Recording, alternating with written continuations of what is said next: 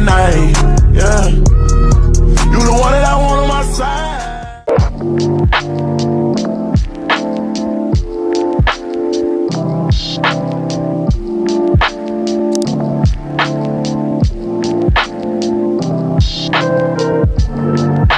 Hi my internet besties, it's your girl justaiyanajt and welcome back to my channel. As you guys saw by the title, today we are doing a get to know me Q&A video. I have been saving this video for a while. I kind of wanted to drop some content so you guys can kind of see like what type of vibes that I'm bringing to my YouTube channel. But all right besties, I have my iPad here. I wrote down just a couple of things I wanted to make sure I covered in this video. First things first, to get the basics out of the way, my name is Ayana J Tab. My middle name starts with a J and then my last name starts with a T, so that's where I got the name Ayana JT from. And my channel name is justaiyanajt, and I named it that because I feel like it's literally just me living my life, showing you guys what I do on the weekly basis, sharing you guys things I do for makeup, things I do for beauty, things I do for fashion, and then we will see how it all progresses from there. But it's literally just me, just JT. You're just following along in my life, and I am just documenting things that I do and things that I enjoy. So that's where I got the name Just JT from. And previously, if you have been following me along on my beginning social media journey, if you will, I used to make content. I used to make TikTok videos, Lululemon TikTok videos, and then I had some more nursing related videos as far as like what I would wear to work, those kind of things.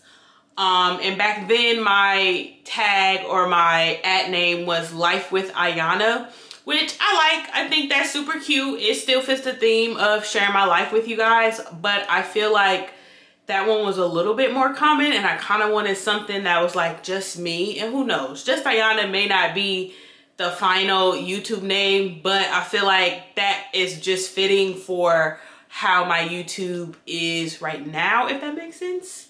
But yes, so I am 27 years old. I just turned 27 back in April. My birthday is April 17th. Me and De'Ara have the same birthday. That is my girl. And I know I have a couple of other birthday twins out there, and shout out to y'all. But yeah, De'Ara Taylor is my good sis. I love her. Good sis. I don't even know her. But watching her videos, I could just tell, like, you could just tell. We will be cool. We'll be cool. We'll be cool. But I was born and raised in Raleigh, North Carolina, and that is where I live now. I pretty much have lived here most of my life. I went to college at Winston-Salem State University. So I was living in Winston-Salem from 2017 to 2022. And so I graduated college with my bachelor's of science in nursing in 2022. And then from there, I moved to Houston, Texas, and I was living in Houston, Texas. I was living in Houston, Texas for 2 years, and I moved back to Raleigh, North Carolina in 2024. Yeah, so from 22 to 24, I was in Houston, Texas, and I thoroughly enjoyed that. I really did enjoy that. If you haven't seen the TikTok of my journey from going from Raleigh to the whole other side of the world, that is another video that was pretty popular on my TikTok. I drove to Houston and I enjoyed it. Would I drive again? Probably not, but I enjoyed it that one time. And I feel like it's okay to enjoy something one time and just know, yeah, I'll never do that again. Like, would I ever move far away? Yeah, I would definitely move far away again. I enjoyed my time in Houston. I was very tan. The weather was nice, and I feel like being that the sun is always shining, you're always in a good mood. And so I just felt really good out there. But the main reason I wanted to move back to Raleigh was because I miss my family and my friends. And I don't have a boatload of friends. I have a lot of acquaintances and people I went to school with, but people that I like talk to on the regular daily basis is very few far in between outside of family and my boyfriend. So yeah, that was one of the main reasons why I wanted to move back. And yeah, I was like, you know what, it's time. And my boyfriend lives here in North Carolina, so I was like, yeah. Once we started getting serious, I was like, yeah, friend, it's time to go back over there. Everybody's over there. Your parents over there, your brother over there, your auntie over there. So kind of going off of going to college for nursing. So that was a journey, and I am so grateful I'm here today to tell the testimony, no matter what it may look like or what I thought it may have looked like with being a nurse. But I can say I'm very grateful that I thugged it out, for real, thugged it out. Anybody, almost any healthcare degree, it's not gonna come easy, you know, and it's gonna really have you wondering, like, do I really want to do this? Like, is this really for me? You know what I'm saying? And for me personally, I was a straight A student up until I got into the nursing program. And then it was like, failing. And in nursing school, failing was less than 80%. So I'm like, well, that's kind of unfair, because I feel like, but no, I totally get it. You know, you're dealing with lives, and there's no, failing equates to not being able or not having the appropriate knowledge to be able to save a life. So if that's what that means, yeah. But I overcame, I pushed through, I retook classes, and I did everything I need to do to be here today and to be a registered nurse. So today I currently work in nursing informatics. I do QA. I don't want to go too much into detail about that, because my career in nursing is very much separate from this, which is why y'all haven't seen a lot of nursing content, because that is kind of like the foundation to be able to provide the resources that I need to produce content for you guys. Buying this camera, you know, was funded through that career. So I'm not going to do anything to jeopardize my career until I'm solidified in content. Now, once we start making money off the YouTube, then I think y'all get where I'm coming from. I don't even want to, but y'all get exactly where I'm coming from. So that's pretty much what I do. I look at medical records, I look at work cases, and I QA it to make sure whatever that the doctor put is accurate. I have to cross-reference it with the medical treatment guidelines and make sure that if the treatment guidelines said you had to be 85 to get that medication, then I need to make sure that, you know, that patient is 85 and that they are getting that medication because they are 85. You know what I'm saying? So that kind of thing. But prior to working in nursing informatics, I worked in the NICU, and I ultimately love the NICU. I will make a whole video about why I decided to leave bedside nursing, because girl, that is a whole that cannot be covered in this video. I really want to keep nursing content completely separate from my personal content, because I am not just a nurse, you know what I'm saying? I am a nurse at home, you get me? So, but I definitely will do a more in-depth video about my nursing journey, everything I've gone through with nursing, any tips that I have about getting interviews, doing good at interviews, all of the things, how I transitioned from NICU to nursing informatics. I will give y'all all the tea on that. Just stay tuned. Just stay tuned. So yeah, I was working in the NICU and I absolutely loved it. I love the preemies. I still think about the preemie babies that I took care of in the NICU, and some of them will forever have my heart, and some of them unfortunately went on to be with the Lord. And so I have some NICU babies protecting me that I took care of in the NICU, and I am very grateful for that. I know that I touched many lives and many families while working in the NICU, and there are still some patients that I wonder what they're doing today, especially working with kids. Like, you see them go from being a preemie, and when I say preemie, y'all, if a normal baby is 40 weeks, a preemie is anywhere from 23 to 32 weeks. And so I have care for 22 weekers, 23 weekers, 24 weeks. I have care for some of the youngest babies. Well, maybe not 23, not 23, more so like 24, 25, because there is a certain point where it is not viable for the baby if they're born before a certain age or before a certain gestation. But that's super duper geeky nursing stuff, and that's not what this video is about. But I definitely enjoyed my time in the NICU. Prior to working in the NICU, I worked in, this is when I was living in Texas. I worked with adults. I worked on the orthopedic trauma unit, and I really wasn't feeling that. I was working with adults, like I said, and it just, I had too many old men trying to flirt, and it's like, I'm not here for that. I don't have time for that. I'm already working night shift. I really would rather be in bed, so I really don't get paid to come in here and you trying to flirt. You know what I'm saying?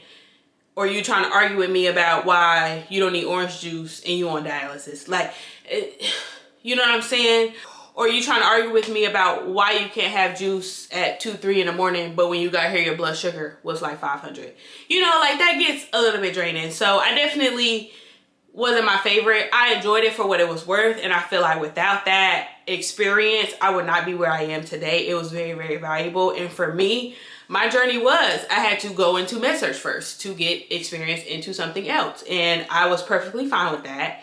When y'all hear about my journey and everything I went through, you're gonna be like, yeah, that was probably best. And it was. I gained valuable experience from that took me to be able to transition to the NICU within a year. So, which is not unheard of. You know, a lot of people do that, but I think it was just major for me personally because I just wasn't sure.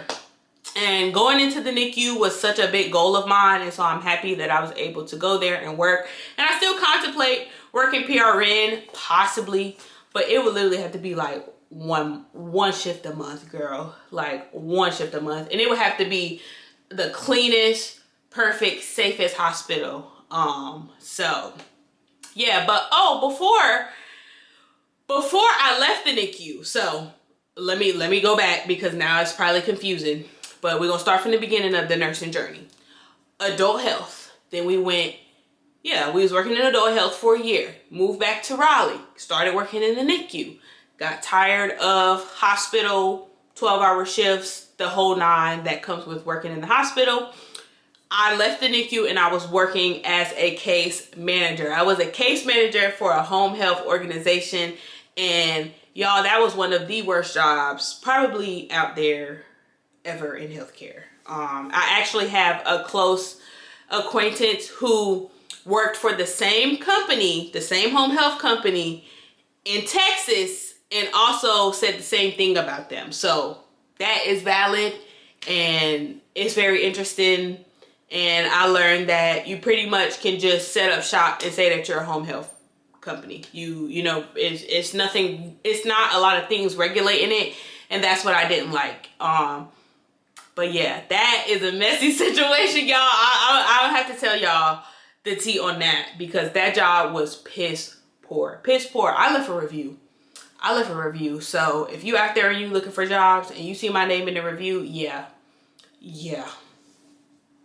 So kind of transitioning into a little bit more about me. You guys have been watching my vlogs. I'm sure you guys have seen me mention my boyfriend and mention things that he's done for me or shown things that he's done for me or gotten for me. But we have been together for a little over 2 years. Our anniversary is actually 4 days before my birthday. I don't know why he would set himself up like that. Anniversary and my birthday, like, you gotta come crazy every year. But nah, I'm very grateful and very appreciative of him, so I just had to give him a shout out. He's definitely not a secret, but I am more private in my relationship. Now, when y'all see a little something on the left hand, and then y'all probably will see his face and things like that. But until then, yeah, don't just know I'm getting treated very well, and that's it. Favorite hobby. So one of my favorite hobbies is exercising. I really love exercising. One of the more recent things I started doing more consistently is yoga and stretching and mobility exercises. I pretty much try to do them almost every day of the week. I just roll out my little yoga mat, do some stretching, and honestly can burn a decent amount of calories. I have burned 500 calories just from sitting there and stretching for like an hour. Another one of my hobbies is talking to you guys. I have really enjoyed making content, creating content, and just really getting into my creative side that I feel like I probably suppressed. Because the truth is, like, going into a career that is self-reliant and relies on creativity is not as safe as going to school for nursing, graduating with a nursing degree, and then becoming a nurse. Like, when you go to nursing school, unless you just absolutely fail out of school, you pretty much know your outcome is going to be becoming a nurse at the end.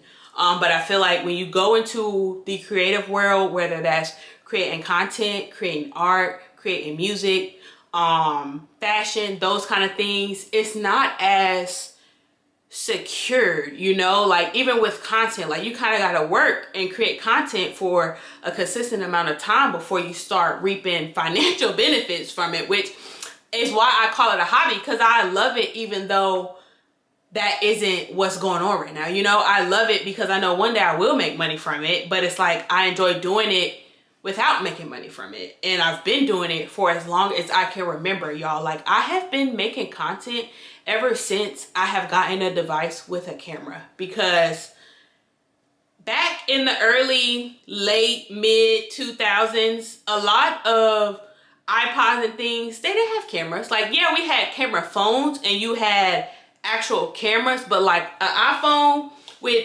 this type of camera, like, that was unheard of. You know what I'm saying?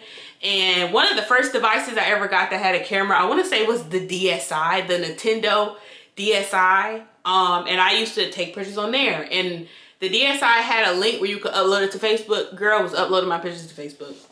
Uploading to Facebook and just knew I was cute. Just knew I was cute. And it was a little too young to be doing that. I definitely was a little bit too young to be doing that. But it's just, I have always loved taking pictures. I have always loved recording. And it really amplified when I went to college and I had so many fun memories in college. I just wanted to capture those moments. And I knew there's always times when I think about eras of my life, and I'm so glad I can pull up my photo gallery and be like, wow, like, this is what I was doing in 2020. You know what I'm saying? And it's not anything in depth like how I've been doing since I started doing content for YouTube since March of this year. But I have enough content and videos from memories and trips and experiences and homecoming events that I can literally go back and relive a lot of the things I did and a lot of the things that brought me so much joy during that time. So I have been doing it for a while and I have never taken it serious. I've never taken it serious. And if you have been locked in with my content since I started my YouTube, those first couple of videos was old content. Like the cruise video, which is one of my most popular videos at the moment, that content is from 3 years ago. That is from 2023, when I was still living in Houston. That was before I even moved back to Raleigh. So I have always captured the moment.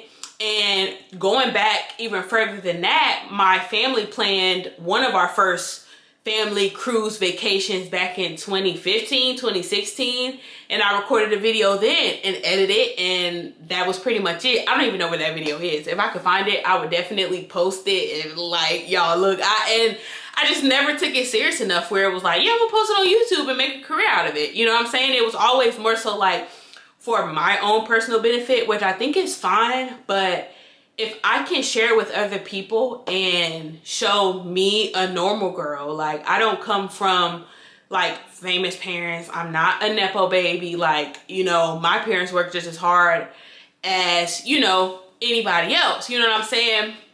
So I feel like, you know, I'm more so of a regular person. I feel like we have a lot of influencers that have such a celebrity status now that they kind of get a little bit out of touch, and I'm, you know, just a regular girl. So I feel like it just works. Lesson I learned the hard way is patience.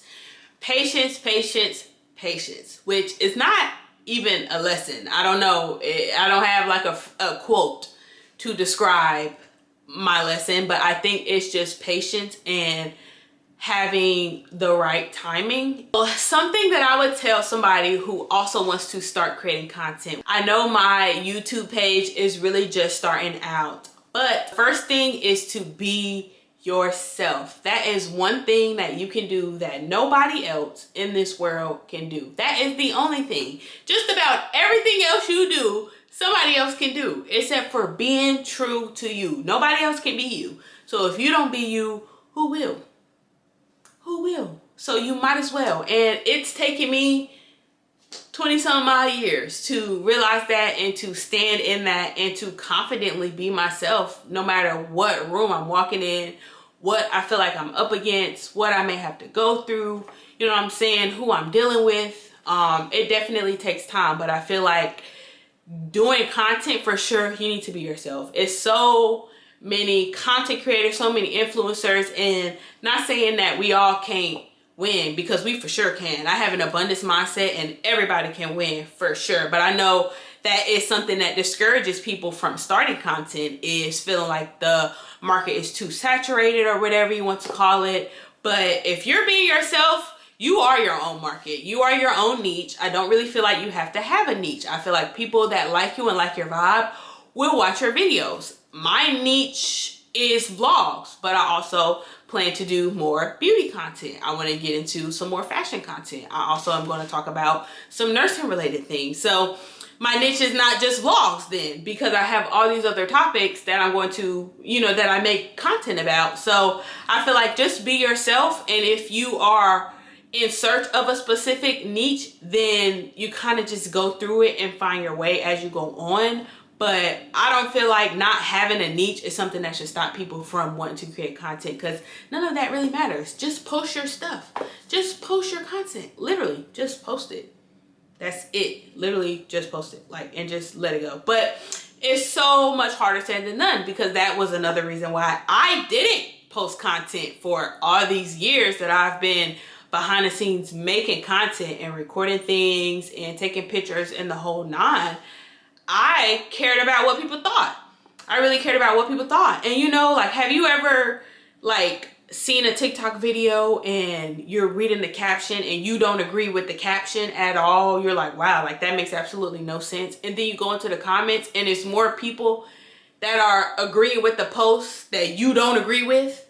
Like, in my head, I'm like, why am I so worried about what people think? Like, people literally don't think. People literally just, they don't think. People don't think that much about you to where you're like, you should care that much about what you post. And if you do, start fresh. There's nothing wrong with starting a brand new Instagram page, a brand new YouTube, a brand new TikTok, just to get rid of anybody you feel like is not that supportive, or it's just watching you to watch you. You know what I'm saying? Things, be yourself and don't care what people think. I know it's a lot harder said than done, but it is possible. I am living proof, because I had to let go of what people thought about me. You know, it literally doesn't matter. You know what I'm saying? And that's it. That's all people do is think.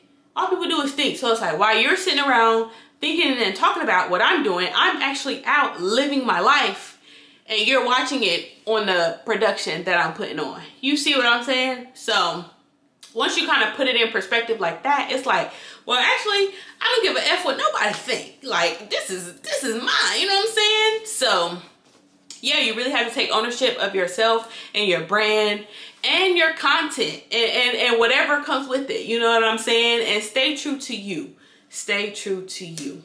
My internet besties, that concludes this get to know me video. If you guys have any other questions you guys want me to answer, leave them down in the comments down below. I really want to do a Q&A, but I really need some good questions. So hopefully you guys will let me know what y'all want to know. If not, girl, I go to ChatGPT and get the questions. Like, we ain't got to worry about that. I'll get them regardless. But yes, make sure you guys connect with me on social media at justaiyanajt, and I will see you guys in the next video.